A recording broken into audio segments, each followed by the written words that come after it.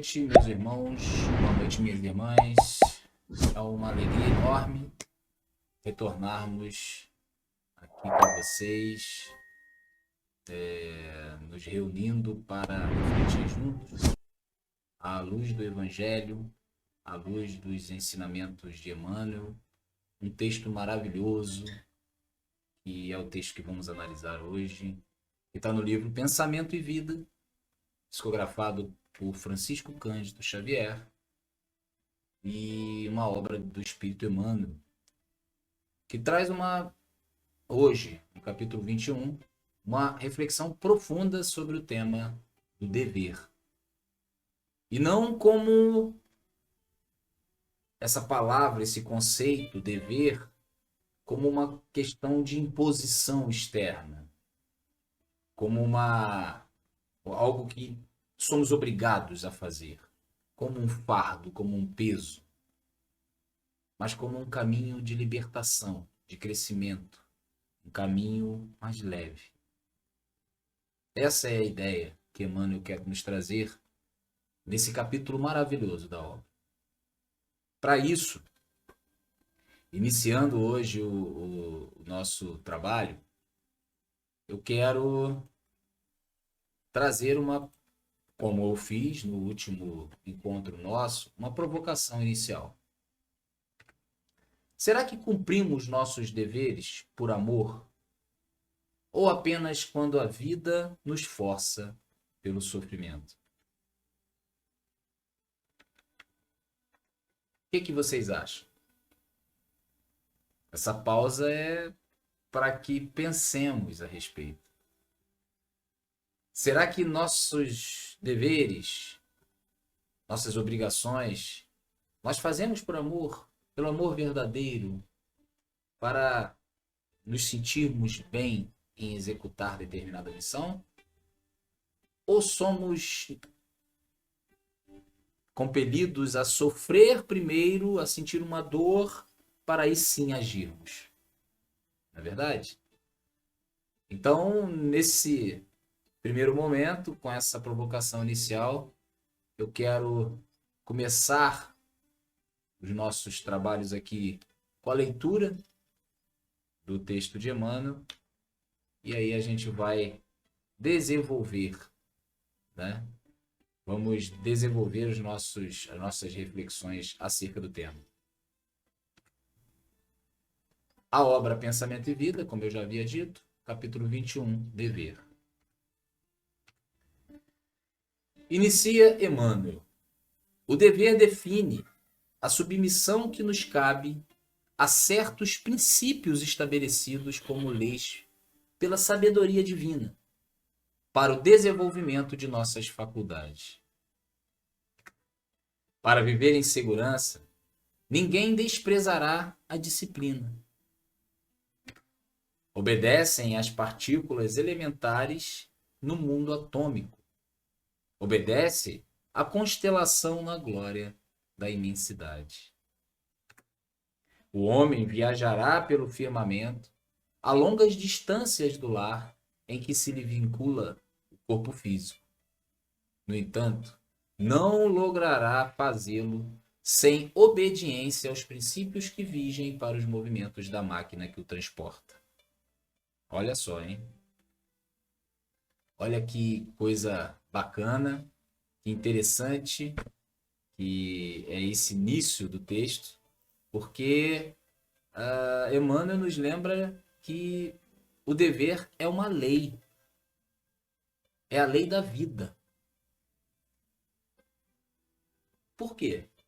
Porque assim como o átomo, que tem que obedecer às forças que o regem, assim como as estrelas que seguem o seu curso no espaço, obedecendo às leis naturais, às leis físicas, astrofísicas, digamos assim, também nós necessitamos da disciplina para viver em harmonia. Somos um complexo material regido por leis naturais, divinas, e que cumprem o seu papel.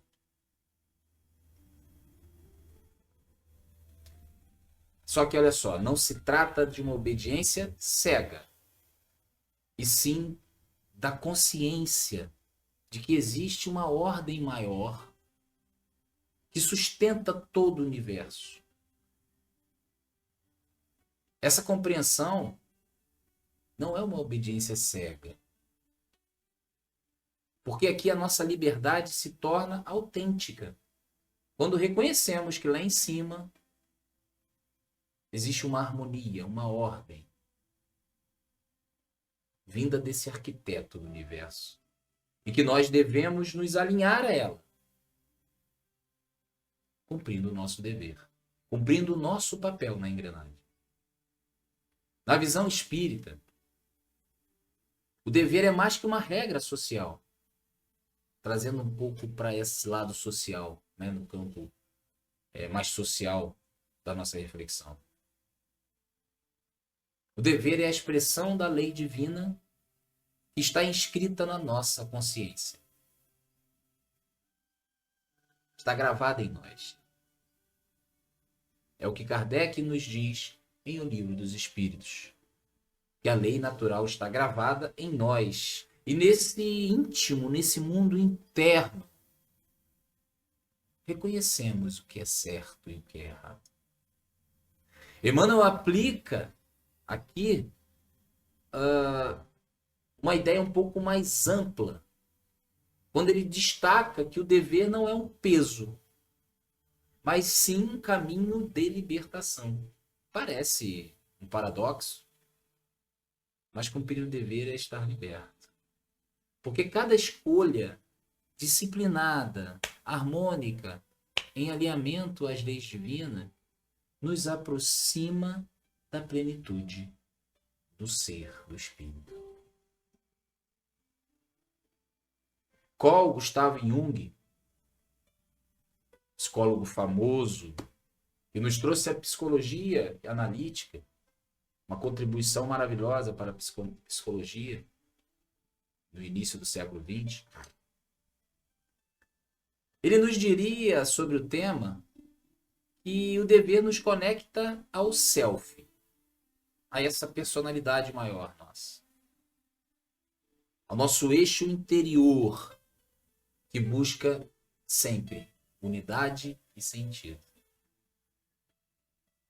A disciplina, nesse aspecto mais do dever, não é repressão, ou seja, não é um fardo, não é um peso, mas é um modo de ordenar, de ajustar a mente, a psique, para que possamos expressar a nossa espiritualidade de uma forma mais madura, a nossa criatividade por meio da sublimação, entre outras coisas.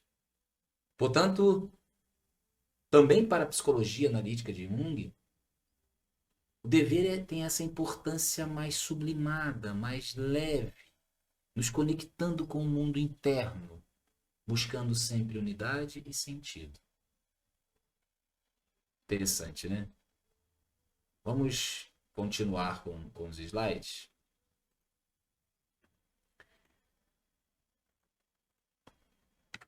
Continua Emmanuel. Dessa forma, pode-se simbolizar o dever como sendo a faixa de ação no bem, que o Supremo Senhor nos traça a responsabilidade, para a sustentação da ordem e da evolução em sua obra divina, no encalço de nosso próprio aperfeiçoamento. Cada consciência bafejada, inspirada pelo sol da razão, será interpretada assim, à conta de raio na esfera da vida, evolvendo, progredindo da superfície para o centro, competindo-lhe a obrigação de respeitar e promover, facilitar e nutrir o bem comum. Atitude espontânea que lhe valerá o auxílio natural de todos os que lhe recolhem a simpatia e a cooperação.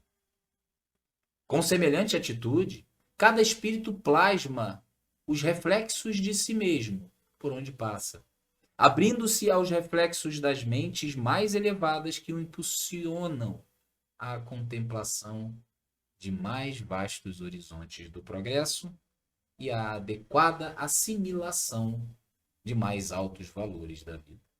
Bonito, muito bonito. Passagem bastante intrigante, porque ele aqui nos diz que o dever não é uma prisão. Para Emmanuel, dever não é prisão. É antes uma faixa de ação no bem. Faixa de ação no bem que Deus nos concede, que Deus nos oportuniza, como se fosse um espectro onde podemos exercitar o nosso dever, né? E de maneira a, ao cumpri-lo, colaborar com a vida. Participar ativamente na obra divina, nas engrenagens desse grande arquiteto. Olha só que intrigante isso.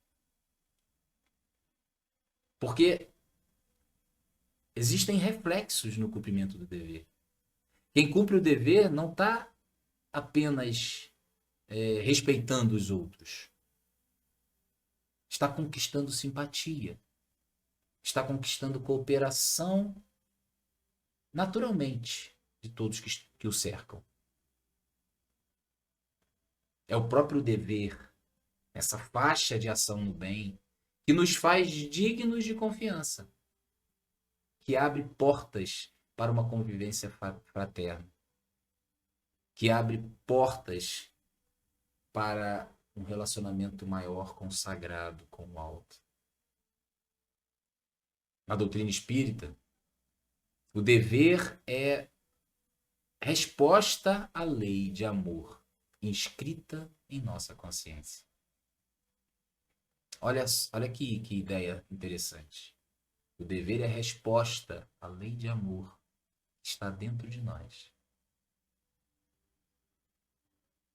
Quando nós cumprimos o dever, estamos devolvendo, respondendo à lei de amor.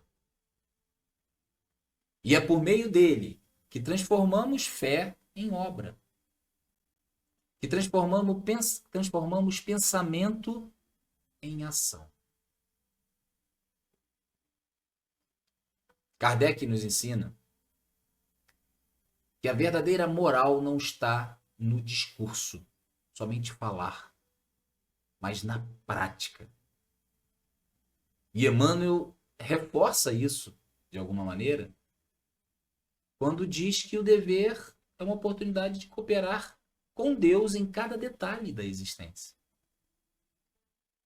Ou seja, longe de limitar, de tornar o dever engessado, algo que não vai nos trazer algum ganho, ele eleva a condição de nós, enquanto cumpridores do dever, à condição de co-criadores no universo, capazes de contribuir com a harmonia universal, com a ordem universal.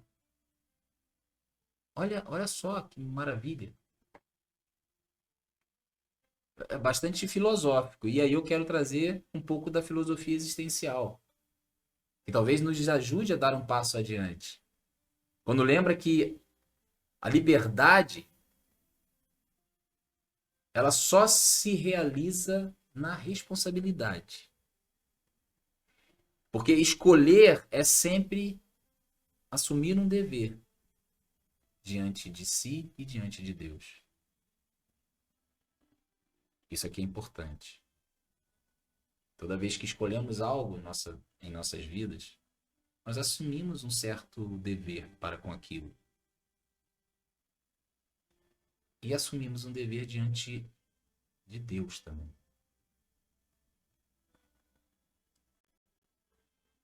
Ainda na filosofia, Sartre afirma que estamos condenados à liberdade. Olha isso. Que nós não podemos escapar da tarefa de ter de escolher. E cada escolha implica um dever ético diante do outro, diante de Deus. Se implica um dever ético, parte de mim como uma resposta à lei do amor. Portanto, o dever não é uma imposição exterior, mas é uma condição da existência. Por isso eu trouxe a filosofia existencial aqui. Desde que existimos, somos compelidos a cumprir com os nossos deveres. E ao assumirmos essas nossas responsabilidades, que a vida vai ganhando maior densidade, mais autenticidade, somos mais nós mesmos. A vida ganha sentido. Em resumo, o dever é uma lei espiritual,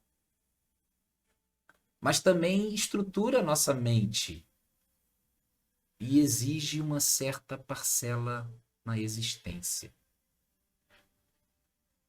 Cumprir o dever é viver com dignidade, em sintonia com a ordem divina, em equilíbrio com o nosso próprio inconsciente, como diria Jung, e fiel ao nosso próprio existir. E quando nós pensamos nessas três dimensões, unimos essas três dimensões, descobrimos, enfim, o que Emmanuel está nos passando, de maneira maravilhosa, que o dever não escraviza, que o dever liberta. Porque nos coloca no fluxo da vida, nesse movimento de contribuir, de ser co-criador na harmonia universal. Onde a disciplina, palavra muito ligada ao dever, se transforma em confiança. Quando a responsabilidade bem cumprida se transforma em fraternidade.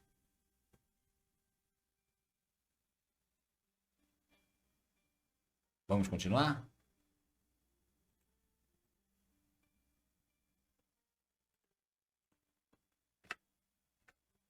Desse modo, pela execução do dever, região moral de serviço em que somos constantemente alertados pela consciência, exteriorizamos a nossa melhor parte, recolhendo a melhor parte dos outros. Acontece, porém, que muitas vezes criamos perturbações na linha das atividades que o Senhor nos confia. E não apenas desconjuntamos a peça de nossa existência, como também colocamos em desordem muitas existências alheias, desajustando outras muitas peças na máquina do destino. Aqui temos um trecho bastante interessante e que, né, vai fazer a gente pensar um pouquinho. O dever não é somente algo que venha de fora, né? Não é uma obrigação externa. É muito mais. É um chamado íntimo.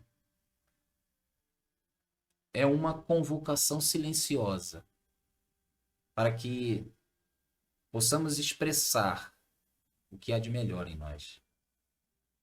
Quando agimos no campo do serviço, com fidelidade, nesse servir ao próximo, e fazemos isso com a fidelidade a esse chamado, acontece algo profundo.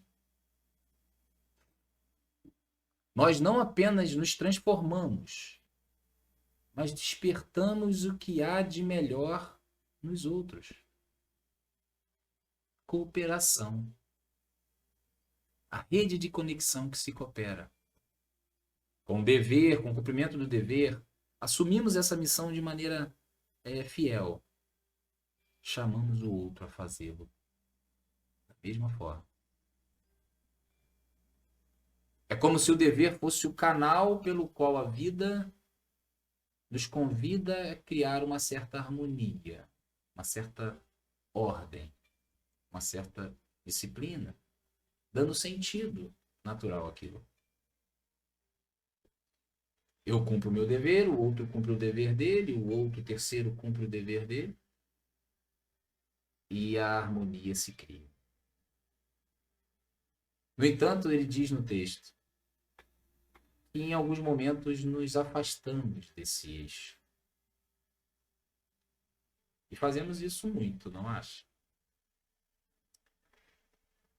Por orgulho, por descuido, por egoísmo, chagas inerentes à humanidade. Acabamos interferindo de forma negativa nas tarefas. Tarefas que foram antes confiadas a nós. Qual o resultado? O resultado é como um mecanismo delicado. Imagine um mecanismo delicado em que uma peça está fora do lugar, né? E ela não apenas compromete a função dela, ela não está cumprindo a função dela dentro dessa engrenagem, mas ela afeta todo o funcionamento do conjunto. Assim, as nossas falhas individuais reverberam e desajustam vidas que estão ligadas à nossa. Olha a importância do conceito de dever para Emmanuel. As nossas falhas no cumprimento dos nossos deveres reverberam e desajustam as vidas que estão ao nosso redor. Como uma engrenagem mesmo.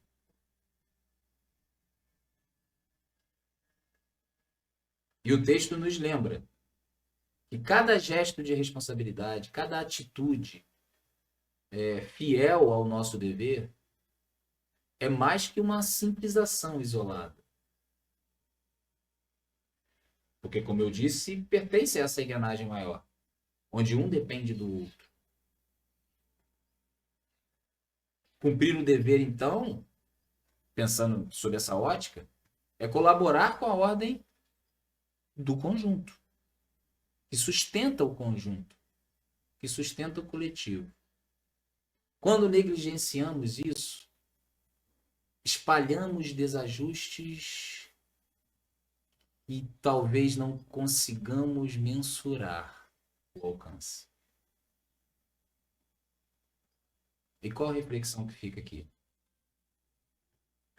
De que modo estamos respondendo à voz da nossa consciência no dia a dia?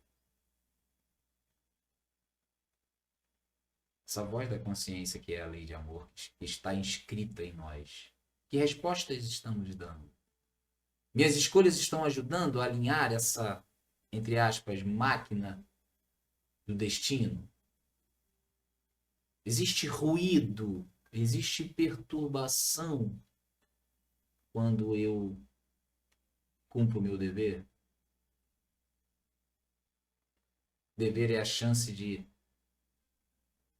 que temos de harmonizar as nossas vidas com a vida de todos, criando numa sinfonia, talvez uma nota uníssona e universal.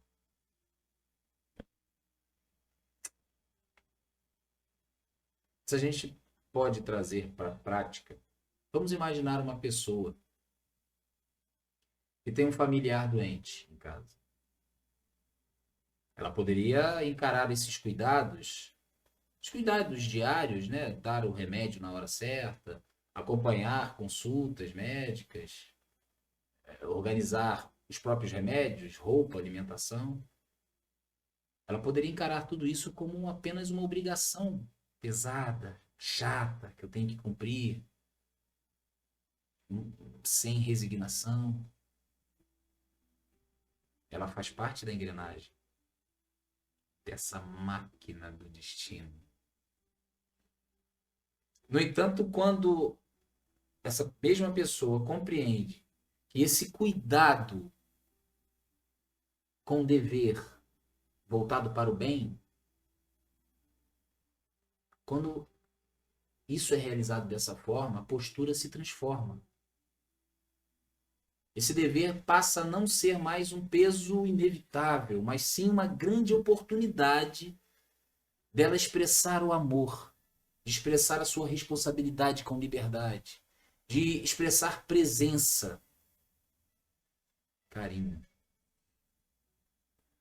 E aí eu deixo a pergunta para todos nós. Quem de nós já não sentiu um grande alívio, uma paz de consciência gostosa, depois de cumprir uma tarefa difícil, mas que era necessária? Tão gostoso é essa sensação do cumprimento do dever,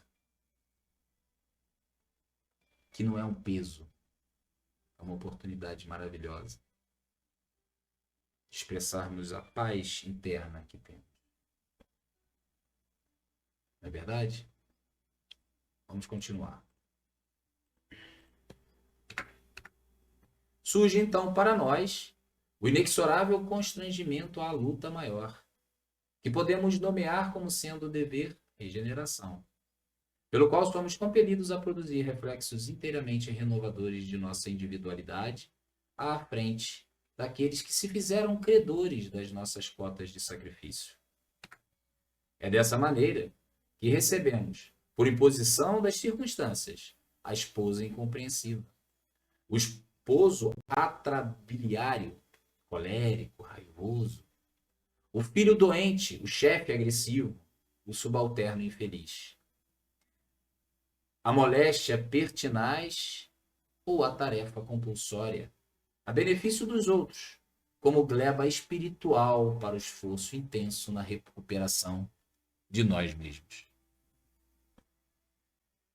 Muito bacana. E, sim, ele traz um novo conceito. O conceito dever regeneração. Nem sempre conseguimos cumprir com os nossos deveres. Isso acontece com muita frequência, inclusive, para todos nós. A vida é difícil. E quando falhamos, a própria vida nos convida a o que ele chamou aqui, com esse novo conceito de dever regeneração. É nesse momento que recebemos provas difíceis. E ele enumera no texto ali, elenca no texto, relações complicadas, doenças, situações dolorosas do dia a dia. Emmanuel nos lembra que nada disso é um castigo em si. São chances, oportunidades de reparar, oportunidades de crescimento, de amadurecimento. O que parece ser um fardo hoje, na atual vida, pode ser uma ponte maravilhosa para a nossa libertação. No Espiritismo, as provas e expiações não são punições. São antes instrumentos educativos. Quando falhamos, a providência nos oferece experiências que nos ensinam, que nos realinham ao caminho do bem. Kardec, em O Evangelho segundo o Espiritismo, obra basilar da doutrina, explica que a dor é muitas vezes um chamado à renovação íntima. Assim, cada obstáculo, cada relação difícil deve ser olhada como uma chance de reescrevermos a nossa história à luz do amor. Portanto, o dever, regeneração, é a forma pela qual a vida nos convida a corrigir rotas, a resgatar débitos com a lei divina. Pois falhamos. Somos seres falhos ainda. E trazendo novamente os conceitos da psicologia analítica de Jung, eu acrescento que esses desafios representam confrontos necessários com aquilo que há de mais obscuro em nós, o que Jung chamaria da nossa sombra. Aquilo que nós devemos enxergar em nós mesmos,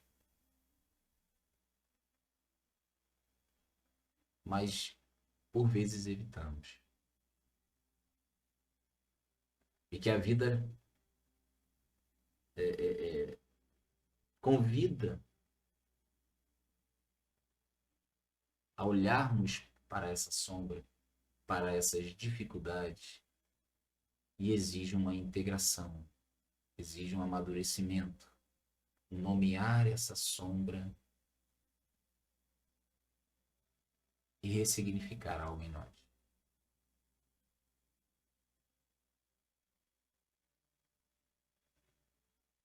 Assim, tanto na visão espiritual quanto na visão da psicologia analítica, o fracasso, a falha diante do dever, não é uma sentença final. Falhei e agora acabou. Mas é antes uma nova possibilidade. A prova, a dor, a dificuldade, longe de nos diminuir, são verdadeiras oportunidades, pontes que nos conduzem à libertação. E eu não poderia deixar de trazer uma frase bastante conhecida de Chico Xavier para ilustrar esse trecho que estamos trabalhando da falha. Embora ninguém possa voltar atrás e fazer um novo começo, qualquer um pode começar agora e fazer um novo fim.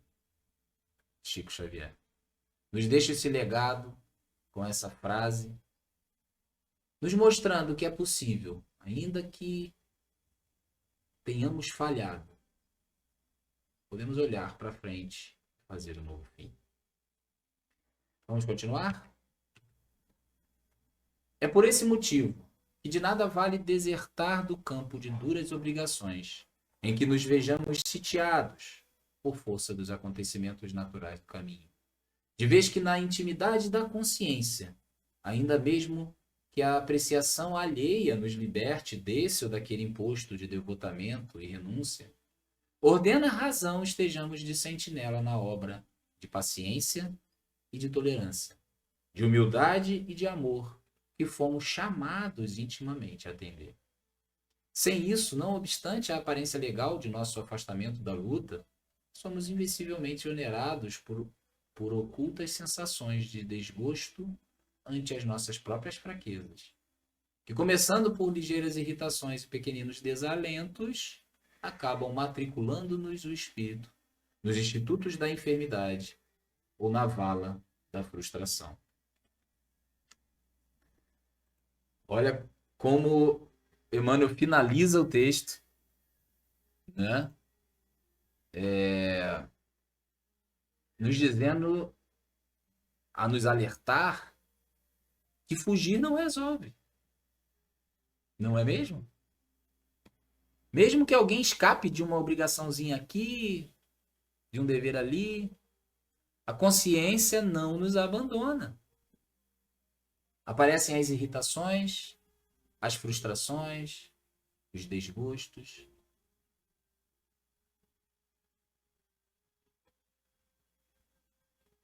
Quando a gente reprime algo, quando a gente foge de algo que é essencial para cumprirmos, podem inclusive surgir sintomas, enfermidades, angústias. Fugir do dever é atrasar o encontro consigo mesmo. Olha que bonito. Fugir do dever é atrasar o encontro consigo mesmo. Na visão espírita, a fuga do dever é apenas um adiamento, jamais uma solução. A lei divina está inscrita em nós, na nossa consciência. E por mais que tentamos silenciá-la, reprimi-la, mais cedo ou mais tarde ela se faz ouvir. o nosso inconsciente grita. A lei de amor que existe em nós, que é uma lei imutável e divina, ela nos diz que sabemos o que é certo. Sabemos que deveria ter feito aquilo. Sabemos que não deveríamos ter feito aquilo. E Emmanuel assevera ainda que quando negligenciamos aquilo que nos cabe realizar, podemos retornar à vida em condições que nos forçam a aprender pela dor aquilo que deveríamos e poderíamos ter aprendido pelo amor. Nesse sentido, fugir é prolongar o caminho, adiar, acrescentando pesos nesse caminho, né, pesos que são desnecessários, a gente só protela, só empurra para frente nessa jornada nossa enquanto espíritos imortais que somos. E aqui eu quero trazer um exemplo prático para isso. Pensemos em alguém que evita enfrentar um conflito familiar, um conflito que precisa ser enfrentado. Uma conversa, por exemplo, muito honesta sobre determinada aflição, dificuldade, com um pai, com uma mãe, com um filho. A pessoa não tem a conversa, foge desse dever, silencia, adia a conversa. Superficialmente, talvez por um período, ela pode até acreditar que se livrou da dor. Mas com o passar do tempo, ela vai acumulando ressentimento, uma certa irritação sem causa aparente, aparecem as insônias, a relação vai se tornando cada vez mais tensa, porque enfim não foi resolvida. E o que foi evitado, a psicanálise inclusive nos diz sobre isso, aquilo que foi evitado, rechaçado, colocado de lado, retorna. E retorna de uma forma muito dura, algumas vezes. Retorna agora em forma de sintomas. Retorna em forma de um certo distanciamento da relação. Ou até um rompimento definitivo da relação. O que antes parecia um alívio, virou agora um sofrimento muito mais profundo.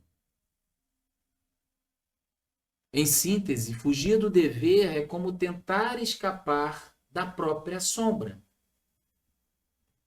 Quanto mais corremos, mais ela nos acompanha. E literalmente, isso ocorre, e fazendo uma alusão à psicologia analítica de Jung, é tentar escapar dessa sombra interna mesmo que nós temos, né? Mas ela nos acompanha. Tanto na lei divina, nessa questão espiritual, essa engrenagem que funciona, quanto na nossa própria mente, na nossa psique. A verdade é a mesma em qualquer situação. Cedo ou tarde teremos de nos reencontrar com aquilo que evitamos. E quanto antes encararmos essa tarefa, mais rápido nos transformaremos. Transformaremos o peso dessa fuga numa libertação. E numa libertação com uma responsabilidade que assumimos, enfim. Muito melhor. Muito mais bacana lidar com isso, né?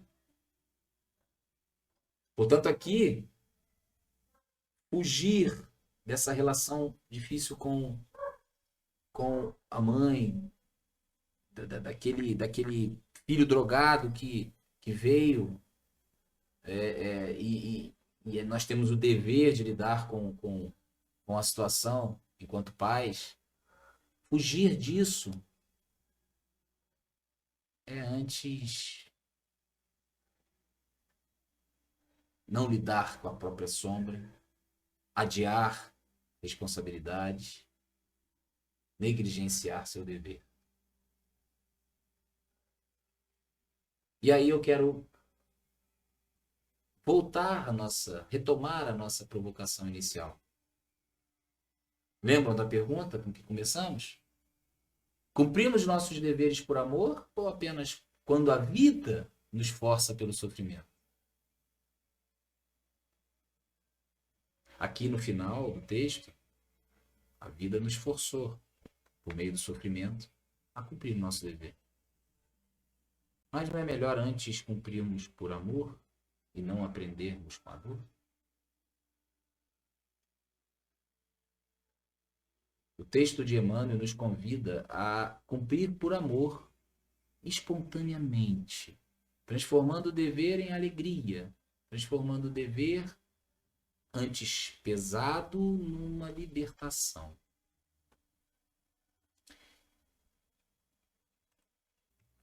E eu quero antes encerrar com uma frase de Kardec. O dever é a obrigação moral, primeiro para consigo mesmo e depois para com os outros. O dever é a lei da vida. Encontramo-lo nos mínimos detalhes, como nos atos mais elevados. Fala do espírito Lázaro, em Paris, 1853. Está no Evangelho segundo o Espiritismo, capítulo 17, Sede perfeitos. E como reflexão final, o dever é disciplina da alma. Não é prisão, é caminho para a liberdade. É através dele que o amor se concretiza em nossas atitudes diárias. Que possamos cada um de nós assumir nossos compromissos diante da vida e diante de Deus com coragem, com paciência e com humildade.